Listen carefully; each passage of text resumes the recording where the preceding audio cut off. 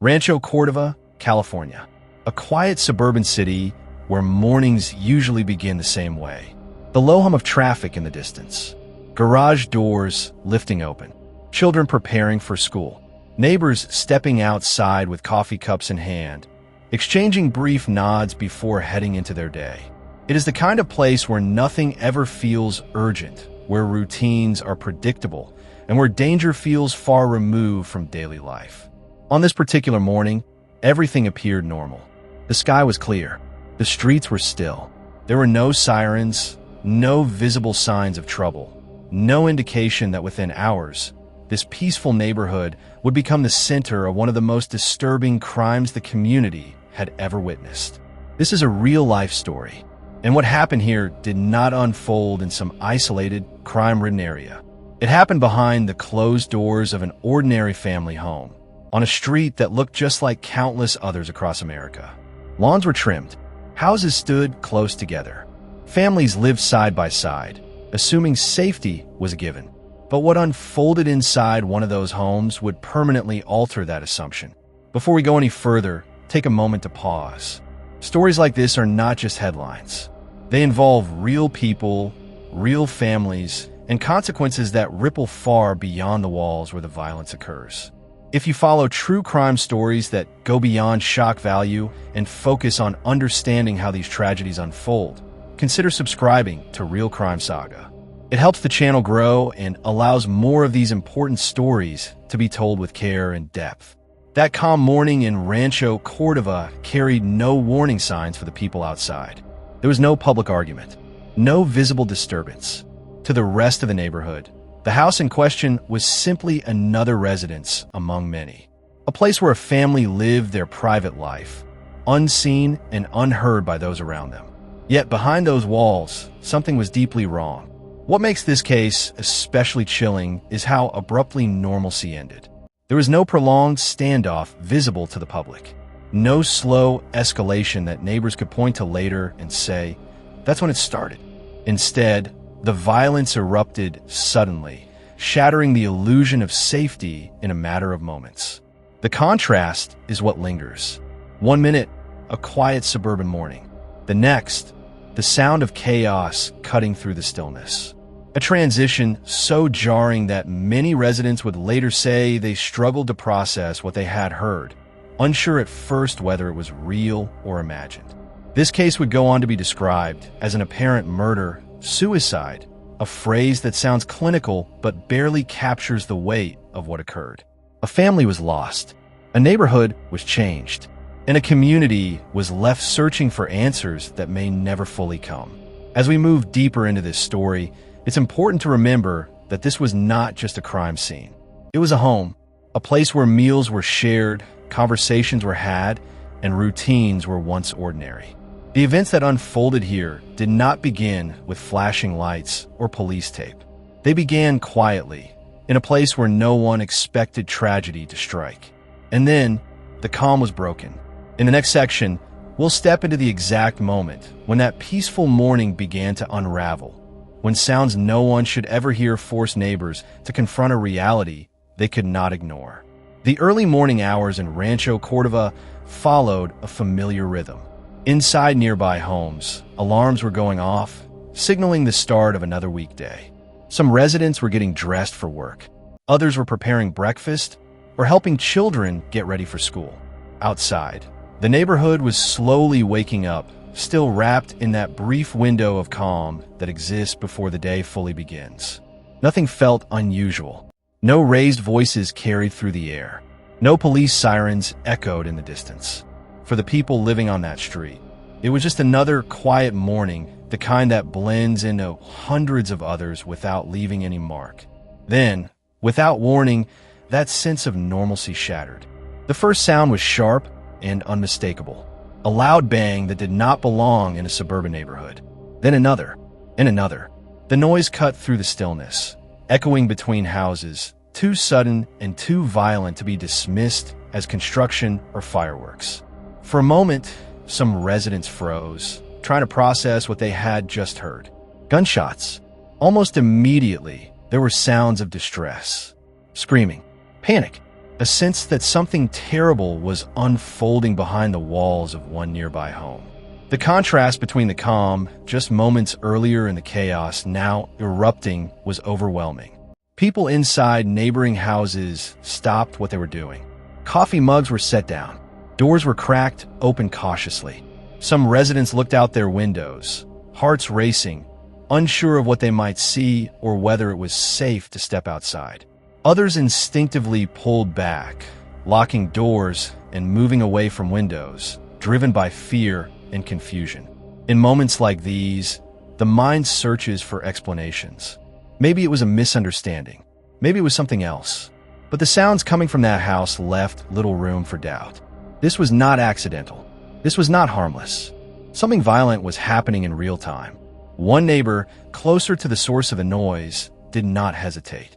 The screaming, combined with the unmistakable sound of gunfire, made it clear that immediate action was needed.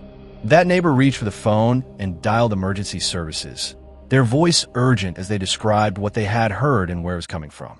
That call marked the moment when this private tragedy began to spill into the public realm. As the dispatcher gathered information, the neighborhood remained suspended in uncertainty. Residents waited anxiously, unsure whether the danger was contained or whether it could spread beyond that single house. Every second felt heavier than the last. What no one on that street knew yet was that the situation was already far more serious than it appeared. The call reporting gunshots would soon be followed by another call, one that would completely change the way authorities understood what they were responding to. Because while neighbors were trying to make sense of the chaos from the outside, someone inside the house was making a decision that would escalate the situation beyond anything they could have imagined. In the next section, we'll examine the call that stunned emergency dispatchers. A call that came not from a witness or a victim, but from the person who claimed responsibility for what had just occurred. Shortly after the first emergency call came in from a frightened neighbor, dispatchers received another call. This one was different. It did not come from someone outside the situation trying to make sense of what they had heard. It came from inside the house itself. The man on the line was calm. Too calm. He did not ask for help. He did not sound panicked or confused. Instead, he spoke with a controlled, deliberate tone that immediately set off alarms for the dispatcher listening on the other end. From the very beginning, it was clear this call was not about preventing violence. It was about reporting what had already happened. The man identified himself and admitted to being the shooter. There was no hesitation in his voice, no attempt to deflect responsibility. He told the dispatcher that he had shot people inside the house. Then, without being prompted, he gave his address. The same address neighbors had just reported as the source of the gunshots. As the dispatcher worked to keep him talking, the man added another chilling detail. He warned that the house was booby-trapped. That single statement instantly changed everything. What had already been a serious and dangerous call now escalated into a potentially deadly situation for first responders. The possibility of explosives or traps meant officers could not simply rush inside to secure the scene. Every step would have to be calculated, every movement deliberate. The risk extended beyond the people inside the home to law enforcement, neighbors, and anyone nearby. The dispatcher pressed for more information. Were there explosives? What kind of traps were inside? Were there other people still alive in the house? The man did not provide clear answers. He did not describe the devices or explain where they were placed. Instead, he repeated the warning, reinforcing the threat without elaboration. His tone remained unsettlingly steady, as though he had already accepted whatever outcome would follow. Then, just as abruptly as the call had begun, it ended. The line went dead. In that moment, dispatchers were left with a horrifying set of facts. A man had confessed to a shooting. Multiple gunshots had been reported. Children might be involved, and the house was allegedly rigged with traps designed to injure or kill anyone who entered. Every second now mattered, but speed alone could cost lives. Law enforcement agencies were immediately notified of the new developments. What might have been handled as a domestic shooting was now classified as a high-risk, potentially explosive situation. Standard patrol officers would not be enough. This required specialized units, equipment, and time. Outside, The neighborhood remained unaware of just how dangerous the situation had become. Residents who had heard the gunshots were still waiting for help to arrive, unaware that officers were being forced to slow down rather than rush in. Inside the house, silence followed the call. No further communication came from the man. No sounds of movement. No response to follow-up attempts. That silence was as disturbing as the confession itself. For investigators later reviewing the timeline, this call would become a pivotal moment in the case. It established intent. It confirmed responsibility. And it raised questions that would linger long after the scene was secured. Why make the call at all? Why confess? Why introduce the claim of booby traps if none were ever found? At the time, none of those questions could be answered. What mattered in that moment was the immediate threat. Law enforcement now had to assume the worst while preparing for every possible outcome. As patrol cars, tactical units, and emergency personnel converged on the area, the focus shifted from understanding what had happened to controlling what could happen next. In the next section, we'll follow the law enforcement response, the lockdown, the evacuations, and the tense hours that followed as authorities prepared to enter a house that had already claimed multiple lives. When the details of the second 911 call reached responding units, the situation was immediately reclassified. What deputies were heading into was no longer just a reported shooting. It was now a high-risk incident involving a confessed shooter, an unknown number of victims, and the potential presence of explosive devices inside a residential home. Patrol deputies were the first to arrive in the area. As they approached the street, they did so cautiously, aware that any sudden movement or misstep could put them directly in harm's way. The house in question sat quietly, showing no outward signs of what had just occurred inside. No movement, no visible damage, no sound. That silence did nothing to ease the tension. Command staff quickly established a perimeter around the home. Officers blocked off entry points to the street, redirecting traffic and preventing anyone from getting closer. Residents who stepped outside to see what was happening were immediately instructed to return indoors or leave the area altogether. Within minutes, the neighborhood was placed under lockdown.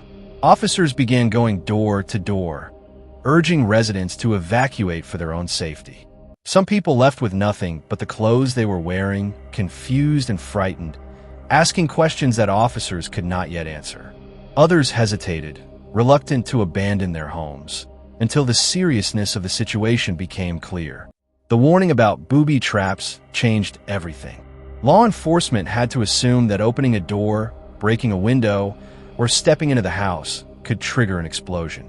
The possibility that the suspect was still alive and armed added another layer of danger. As a result, SWAT teams were called in. These specialized units arrived with armored vehicles, protective gear, and equipment designed for situations involving explosives and barricaded suspects. The presence of SWAT signaled just how severe the threat was. This was not a rapid entry operation. It was a controlled, methodical response aimed at preventing further loss of life. Authorities attempted to make contact with the man inside the house. Over loudspeakers and communication devices, they called out, identifying themselves and instructing anyone inside to come out with their hands visible. They repeated these commands multiple times, allowing pauses in between, listening for any sign of movement or response. There was none, no voices, no footsteps, no indication that anyone inside was alive or willing to communicate.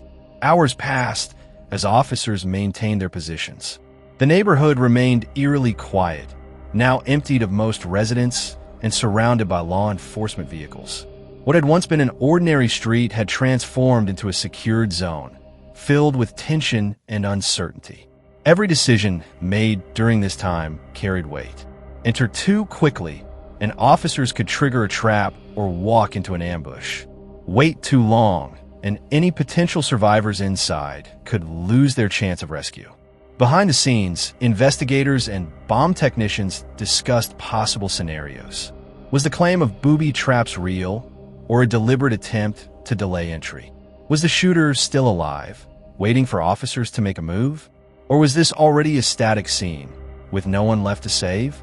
Without confirmation, authorities had to prepare for all possibilities. As daylight moved forward, the focus shifted toward safely gaining entry. Technology would be used before human lives were put at risk. Drones and remote equipment were prepared to assess the interior without exposing officers to immediate danger. The wait was agonizing, not just for law enforcement, but for a community that had been forced out of their homes and left in the dark.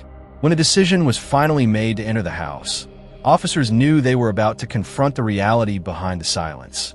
A reality shaped by violence, deception, and irreversible loss.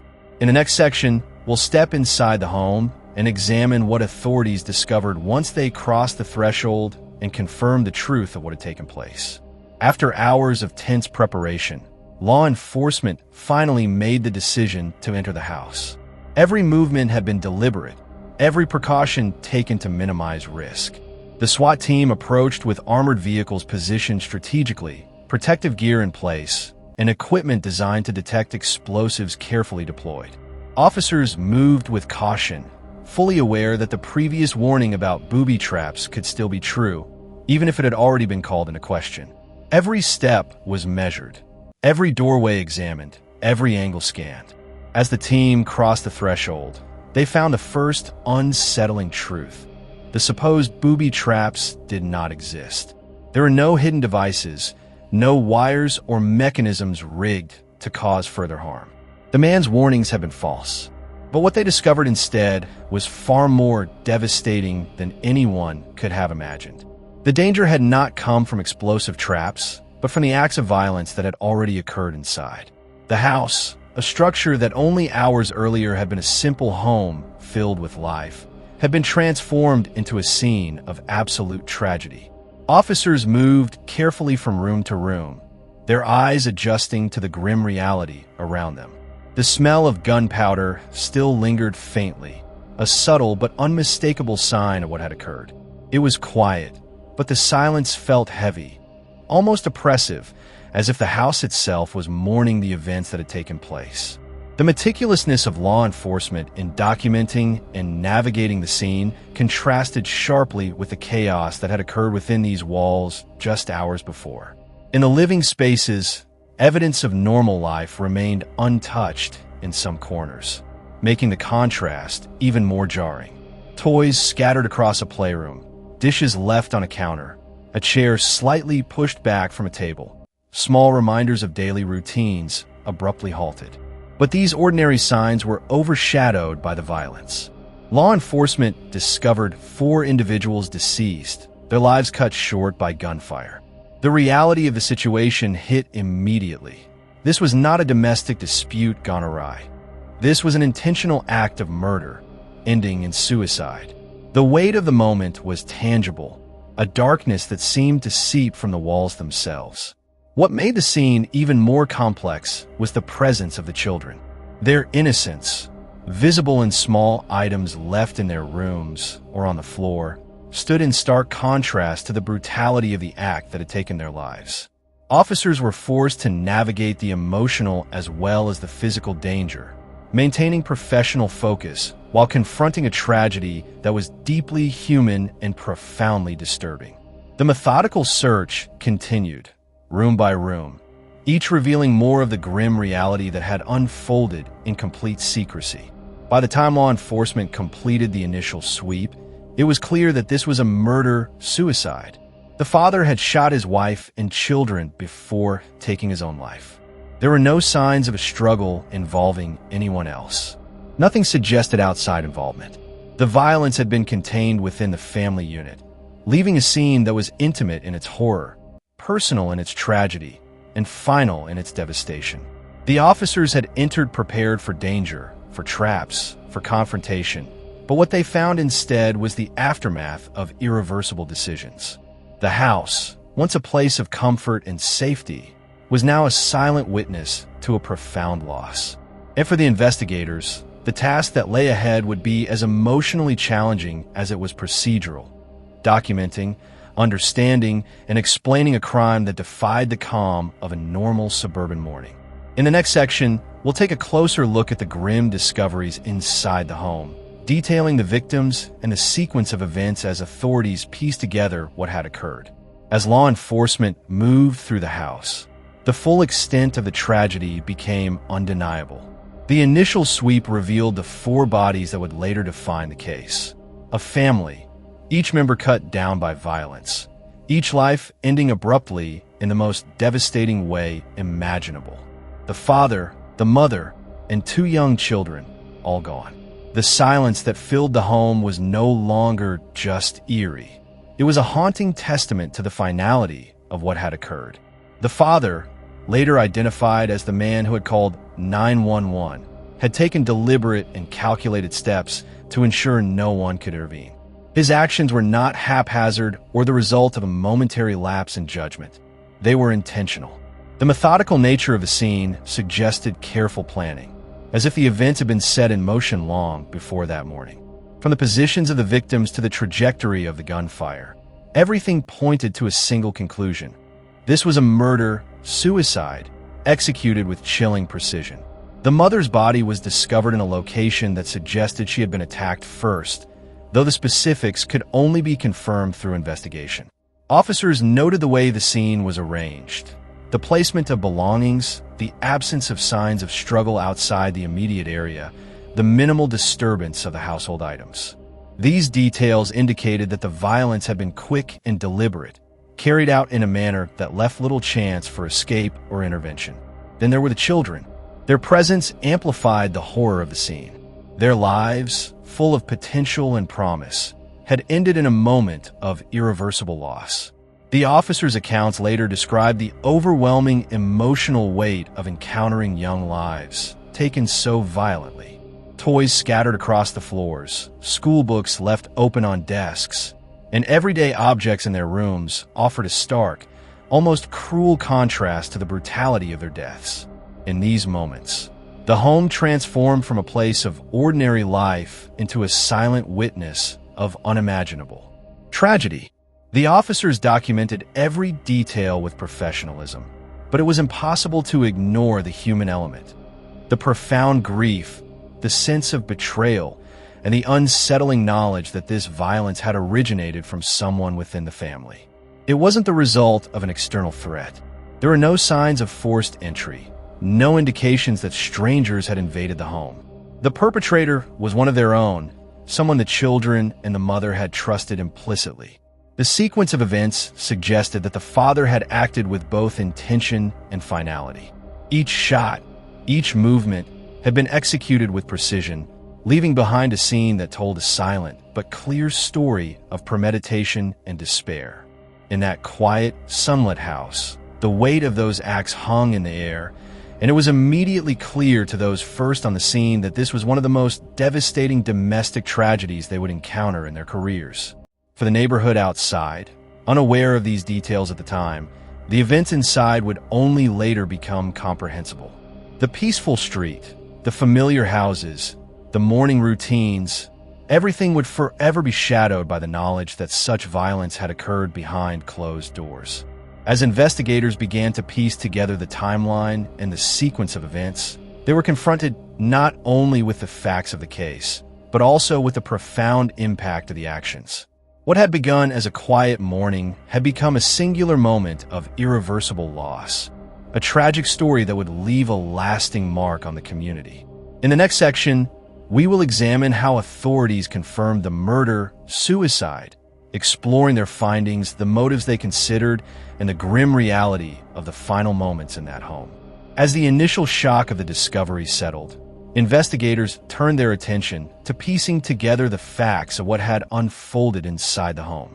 The scene they encountered left little room for alternative explanations. The evidence pointed decisively to a single, horrifying conclusion. This was an apparent murder-suicide.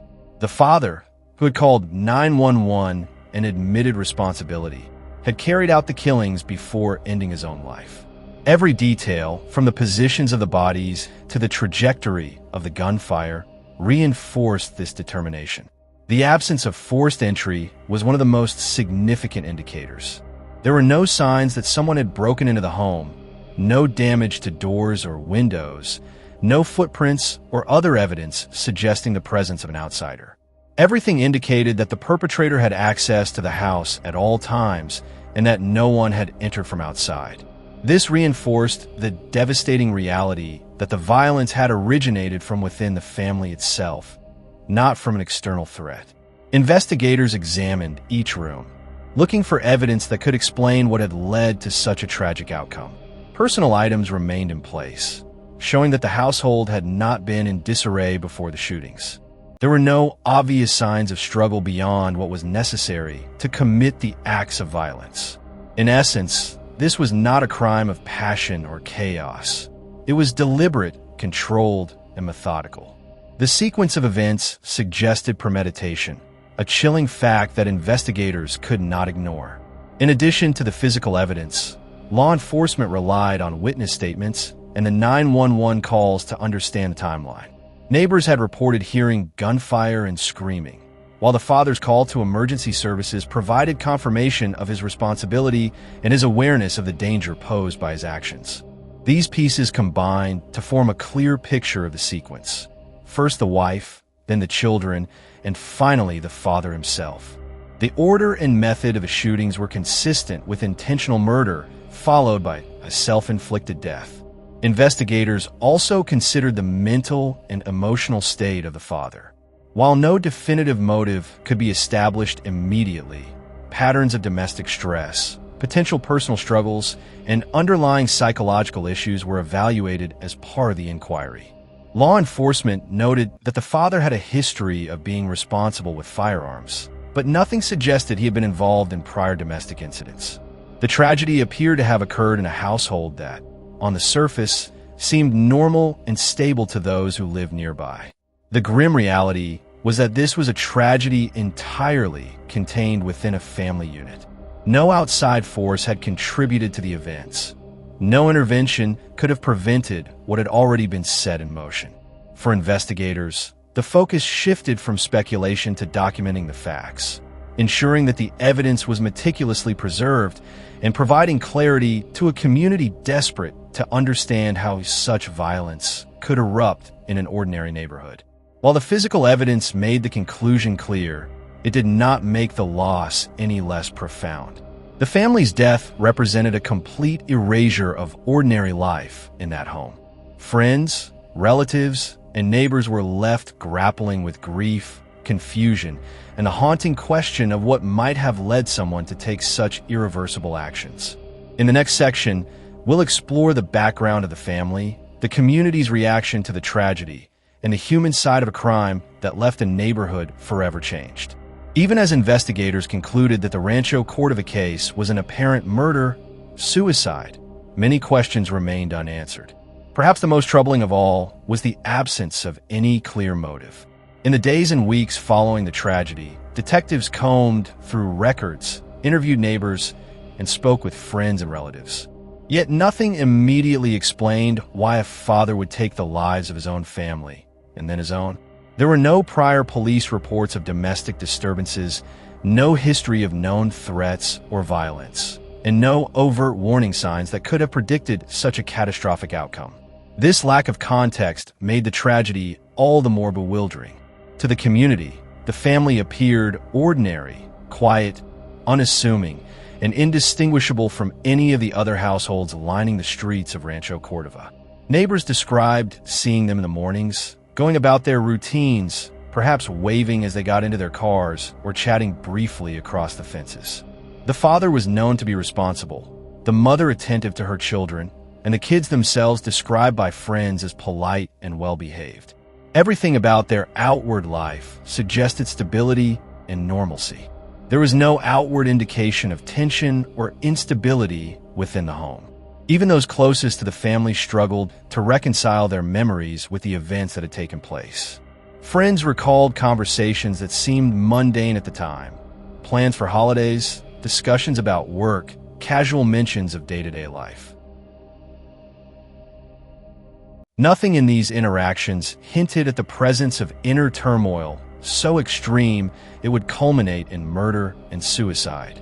This disconnect between perception and reality left many grappling with shock, disbelief, and a lingering sense of betrayal by the ordinary facade the family had presented. Investigators were forced to consider a wide range of possibilities in an attempt to understand motive.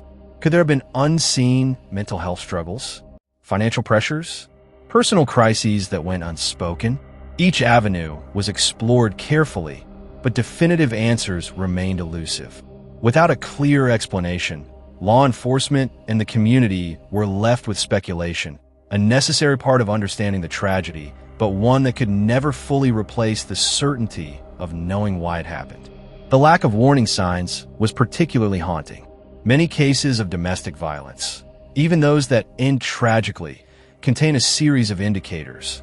Arguments escalating, calls to authorities, reports from friends or neighbors. In this instance, no such trail existed.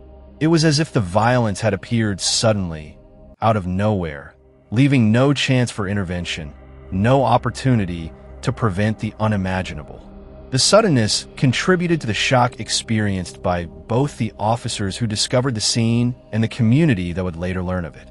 For those trying to make sense of the events, the unanswered questions became a central part of the narrative. Why did this happen? Could it have been prevented? How could someone capable of love and care also commit such a final act of destruction? These are questions that linger long after investigators close the physical case files. Questions that shape the way a community remembers the victims and processes its grief. In the next section, we will examine the broader impact on the community, how neighbors coped with the aftermath, and the ways in which a neighborhood, once defined by ordinary routines, struggled to reconcile with the memory of the tragedy. In the days following the tragedy in Rancho Cordova, the neighborhood that had once been filled with the quiet rhythms of daily life was left in a state of profound shock. Streets that had felt safe, familiar, and welcoming now carried an unspoken weight, a heavy tension that seemed to hang over every home. Neighbors who had passed each other with friendly nods in the morning were now hesitant to speak, their conversations slowed by disbelief and the struggle to process what had occurred just a few doors down. The ordinary routines of life, morning commutes, school drop-offs, weekend errands, were all overshadowed by the knowledge that something unimaginable had occurred within the confines of a home that had always seemed ordinary. Residents grappled with a sense of dissonance. How could the family they thought they knew, a quiet, seemingly unremarkable household, be the center of such extreme violence? Many admitted to feeling betrayed by appearances, as if the warmth they had seen from neighbors had concealed a darkness they could never have imagined. There's a pervasive feeling that the community had somehow missed the signs, that someone should have noticed the warning signals and prevented the tragedy. But for most, there had been no warning, no history of conflict, no visible tension, no cries for help. The event was sudden, final, and incomprehensible. Amid the grief and confusion, members of the community sought ways to respond. Vigils were held in memory of the family, gatherings marked by both sorrow and solidarity. Candles flickered in the evening air, flowers were placed at makeshift memorials, and neighbors shared stories and memories of the victims. These acts were attempts to reclaim some sense of humanity and connection after the violence had shattered the ordinary trust and sense of safety that the neighborhood had taken for granted. They were small gestures, but in the midst of grief, they offered a measure of collective healing. The tragedy also sparked conversations that went beyond mourning. Mental health and the importance of recognizing warning signs became topics of urgent discussion. Community meetings, informal gatherings, and even social media exchanges explored questions that had long been difficult to address. How can we identify when someone is struggling privately? What support systems exist for families and individuals who may feel isolated or overwhelmed? How can neighbors and friends act if they sense something is wrong without overstepping boundaries? While these conversations could not undo the harm that had been done, they represented a communal effort to prevent future tragedies and to ensure that the events in Rancho Cordova would not be repeated elsewhere. At the same time, the tragedy underscored the limits of perception. Even a family that seemed perfect from the outside could harbor suffering that remained invisible to friends, neighbors, and acquaintances. The community was forced to acknowledge the uncomfortable reality that appearances can be deceiving, and that sometimes there is no visible path to understanding the pain that drives catastrophic actions. In the midst of mourning, the neighborhood also began a slow process of reflection and resilience.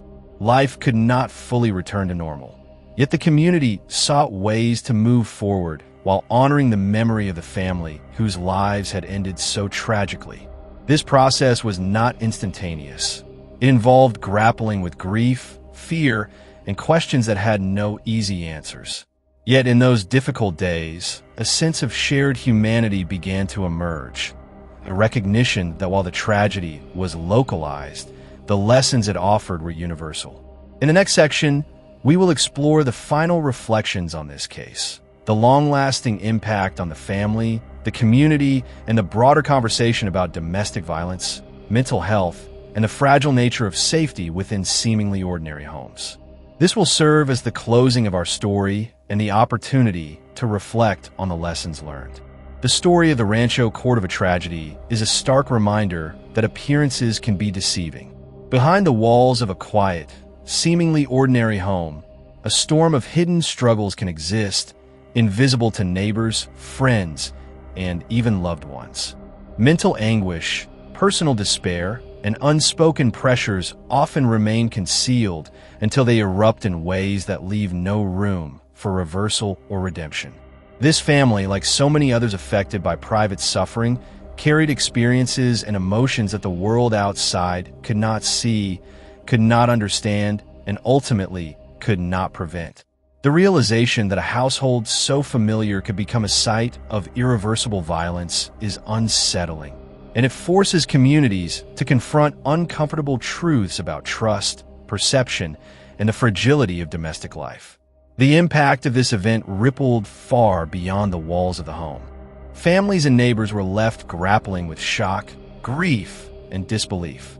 Children in the area, once accustomed to the routines of a stable neighborhood, were suddenly confronted with the reality that safety is never guaranteed, and that the people we think we know can carry secrets with devastating consequences. For law enforcement and first responders, the emotional weight of encountering such a scene is profound, reminding them that even in professional experience, nothing can fully prepare someone for the loss of life on this scale, particularly when it involves children. This tragedy also brings into sharp focus the broader societal issue of family violence and mental health. Domestic tragedies like this do not occur in isolation. They are often compounded by underlying issues that go unaddressed until it is too late. While authorities may investigate and piece together the timeline and facts, the deeper questions, why it happened, what could have been done to prevent it, and how warning signs could have been identified, remain largely unanswerable. These are questions that challenge communities to think more critically about the support systems, outreach, and awareness programs necessary to protect vulnerable individuals and families before despair escalates into irreversible action. At the same time, the story underscores the responsibility each community member bears in fostering awareness and vigilance. Being observant, compassionate, and attentive to subtle signs of struggle can sometimes bridge the gap between hidden suffering and life-saving intervention. Yet, even with awareness, some tragedies will remain beyond our understanding, a sobering acknowledgement that life is unpredictable and that human emotions and actions can defy logic and expectation. As we close this chapter, it is important to remember the human cost behind the headlines. This was not just an incident on a quiet street. It was 4 lives lost, a family destroyed, and a neighborhood forever changed. The grief, confusion, and haunting questions left behind are as real as the events themselves, lingering in the minds of those who witnessed, responded to, or simply lived nearby. Tragedies like the one in Rancho Cordova leave far more questions than answers, and their lessons are often difficult to internalize. They remind us of the fragility of life, the hidden struggles that exist behind closed doors, and the profound ripple effect of family violence on communities. While we may never fully understand why this occurred, we can honor the lives lost by remembering them, acknowledging the warning signs when possible, and striving to build communities that are compassionate, vigilant, and supportive. Thank you for listening to this story on Real Crime Saga. If you found value in understanding the depth and human impact behind true crime stories, consider subscribing and sharing this video. These stories are more than headlines. They are lessons, reflections, and reminders of the complexity of human life. And by learning from them, we ensure the voices of the victims are not forgotten. If you want, I can now compile all 10 sections into a single full narration script, seamlessly connected, ready to narrate for a 30 to 40-minute video, with smooth transitions and pacing. This will save you from having to stitch each section yourself.